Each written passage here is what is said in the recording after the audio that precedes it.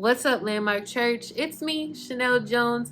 I'm so grateful to be here with you on this Sunday morning. Somebody turn to your neighbor and say, Amen. If you don't know me or if you're new to Landmark Church, I have to tell you something. I think you should know. I'm pregnant. I'm 31 weeks pregnant.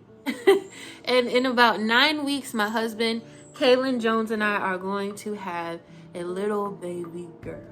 Now, a couple weeks ago, I had my baby shower in Minnesota, and my cousin gifted us this little onesie. It's so cute. It says the baby's name. Her name is Journey, and she will be here in a couple of weeks, and she'll be able to fit this a year from now. And it's just so crazy to think that right now, like in my belly, is a child. Like, she's kicking me. I'm hungry all the time. Like, I still can't believe that in a couple weeks I'm gonna push something out and it's gonna be my baby. As I think about what's happening in here, this Bible verse like just keeps popping up, and it's the one that says, "You are fearfully and wonderfully made." It kept popping up, so I had to look it up. And it's Psalm 139:13. And it says, "For you formed my inward parts. You knitted me together in my mother's womb. I praise you, for I am fearfully and wonderfully made. Wonderful are your works. My soul knows it very well." At this time, God is knitting this child in my womb. I'm the mother. And this baby is being knitted in my womb. And I'm like, that is crazy. And I can't help but to think that there was a time when I was in my mother's womb and God was knitting me then. And there was a time where you were in your mother's womb and God was knitting you then. Imagine a God that loves us so much that he took the time to knit us and to know us and to make us fearfully and wonderfully in our mother's wombs. And I can't help but think about my little girl and all of the little girls and some girls who are not so little anymore who don't know that they are fearfully and wonderfully made. When I was 17, I didn't know that. I was 17 and the only thing that I was thinking about was boys. Now raise your hand if you were 17 and all you were thinking about was like love and romance. Maybe not the guys. Y'all probably was like thinking about something else, okay? I was so infatuated by the idea of being in love. And I remember meeting this guy. I thought he was so cute, y'all. I thought he looked like Chris Brown. He was a basketball player and he liked me. I liked him too. And we started dating, but soon after we started dating, we became intimate. And the best way to put it in hindsight, and the most tasteful way to say it, is that before I fully knew who he was, we had become one.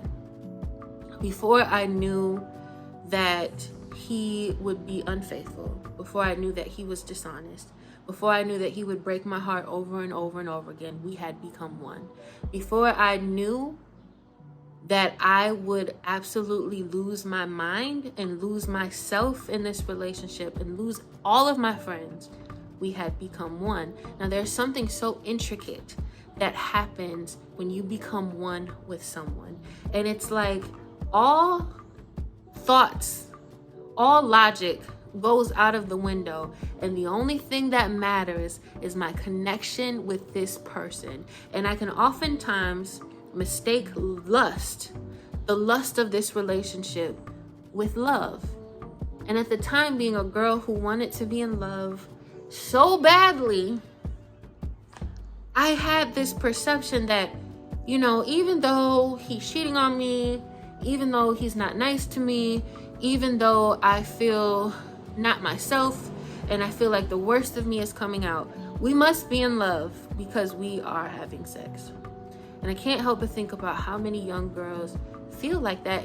And not even just young girls, but women, grown women who feel like if I am entangled in lust, if he is focused on me in this moment, It must be love.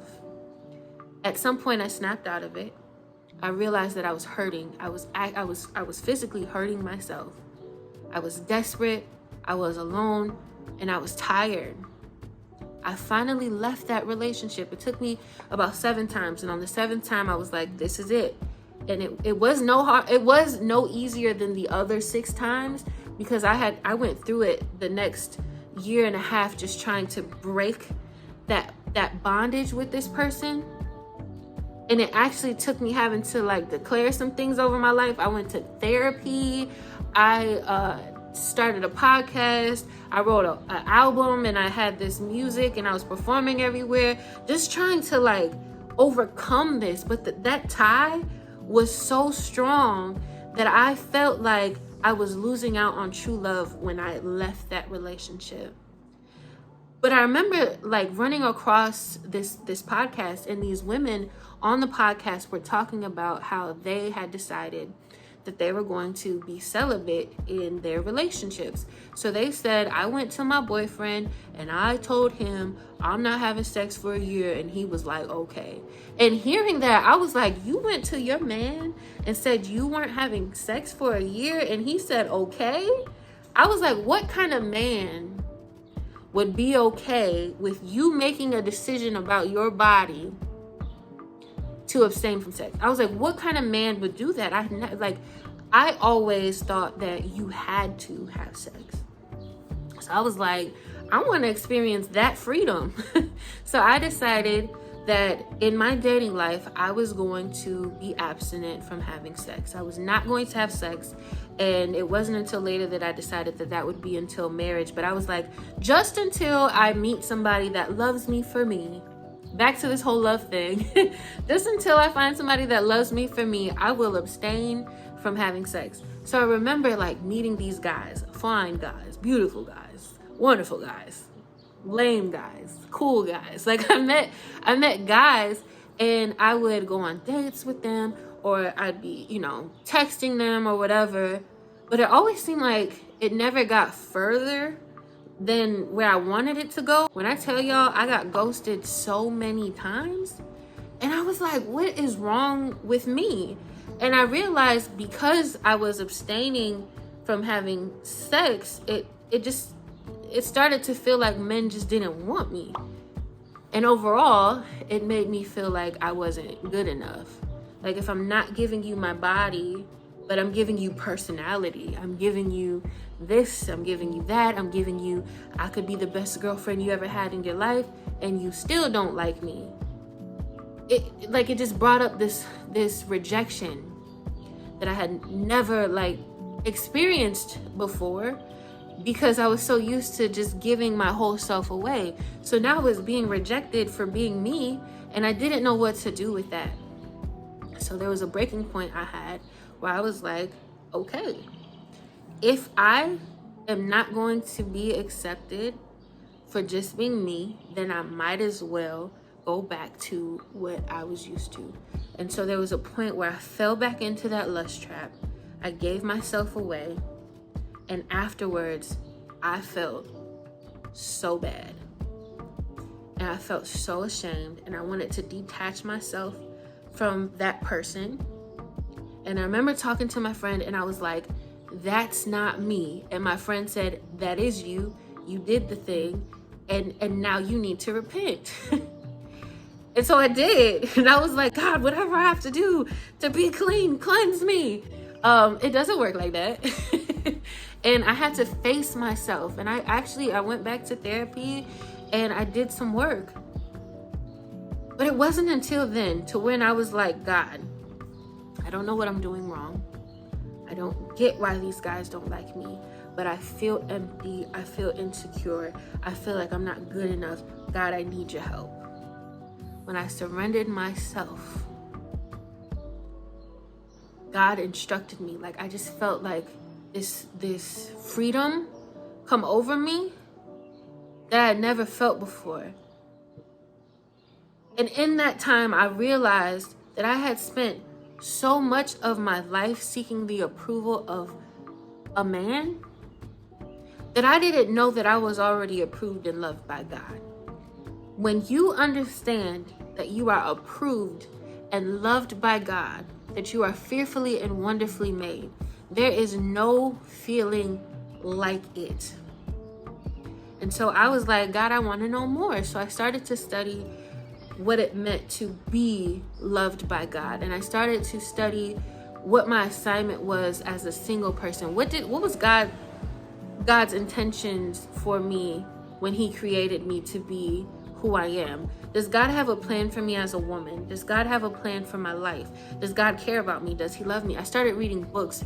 One book that I would suggest to every woman is Kingdom Woman by Tony Evans. That book changed my life.